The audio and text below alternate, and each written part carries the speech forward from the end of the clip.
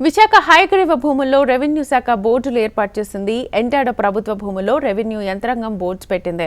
Hayagriva forms and developers కు కేటాయించిన 12.51 ఎకరాల భూమిని రద్దు చేస్తూ ప్రభుత్వం నిర్ణయం తీసుకుంది. వృద్ధులు ఓల్డేజ్ హోమ్ నిర్మాణం పేరుతో భూములు తీసుకుని రియల్ ఎస్టేట్ వ్యాపారం చేసినట్లుగా విచారణలో నిర్ధారణ అయింది. భూమి కేటాయింపు జరిగాక అసలు ఉద్దేశాన్ని పక్కన పెట్టి అనేక తప్పిదాలు జరిగినట్లుగా అధికారులు గుర్తించారు. అనాథలకు వృద్ధులకు ఇల్లు నిర్మిస్తామని చెప్పి 54% నిర్మాణాలకు అనుమతించిన భూమిలో 90% అమ్మకాలు జరిగినట్లుగా వివరాలను సేకరించారు. రియల్ ఎస్టేట్ వ్యాపారం చేయాలనే ఉద్దేశంతో హైగ్రీవ సంస్థ ఈ భూములను విక్రయించాలని చూసిందని నిర్ధారణకు వచ్చింది.